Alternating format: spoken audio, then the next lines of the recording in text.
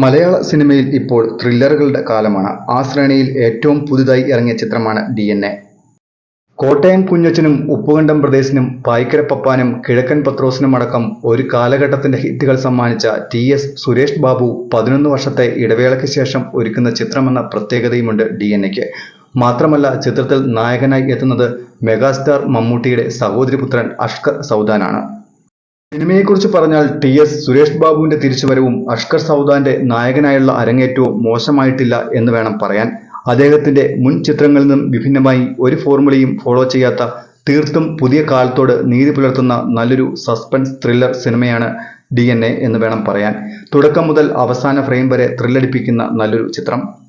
കൊച്ചി നഗരത്തെ ഞെട്ടിച്ചുകൊണ്ട് 3 കൊലപാതക പരമ്പര നടക്കുന്നതും അതിന് പിന്നിലെ ചുരുളഴിക്കുന്നതുമാണ് DNAയുടെ ഇതിവൃത്തം.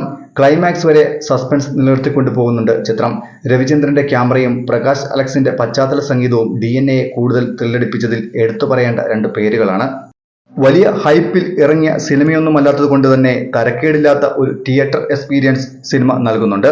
ഇതുപോലുള്ള ഒരു ലോഡ് സിനിമകൾ മുൻപും ഇറങ്ങിയിട്ടുള്ളതുകൊണ്ടാവാം പുതുമയുള്ള സിനിമയെന്നൊന്നും DNAയെ പറയാൻ കഴിയില്ല. 5-ാം പാതിരയ്ക്ക് ശേഷം മലയാള സിനിമയിൽ വന്ന മികച്ച ഒരു സീരിയൽ കില്ലർ സിനിമയായിട്ട് DNAയെ പരിഗണിക്കാം. അഭിനേതാക്കളിലേക്ക് വന്നാൽ അഷ്കർ സൗദാനൊപ്പം പ്രധാന കഥാപാത്രമായി ലക്ഷ്മി റായിയുമുണ്ട്. സിറ്റി പോലീസ് കമ്മീഷണറായി മലയാളത്തിലേക്ക് ഗംഭീര തിരിച്ചുവരവ് നടത്തിയിരിക്കുകയാണ് ലക്ഷ്മി റായി.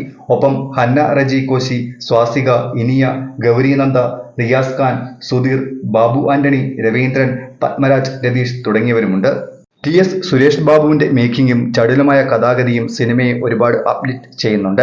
മൊത്തത്തിൽ പറഞ്ഞാൽ ഒരു തവണ കണ്ടുമറക്കാവുന്ന ഒരു ക്രൈം ഇൻവെസ്റ്റിഗേഷൻ ത്രില്ലറാണ് DNA. ഈ ചിത്രം കണ്ടെങ്കിൽ നിങ്ങളുടെ അഭിപ്രായങ്ങൾ കമന്റ് ചെയ്യണേ. സിനിമാ ലോകത്തെ പുത്തൻ വാർത്തകൾക്കും വിശേഷങ്ങൾക്കുമായി ഈ ചാനൽ സബ്സ്ക്രൈബ് ചെയ്യുക.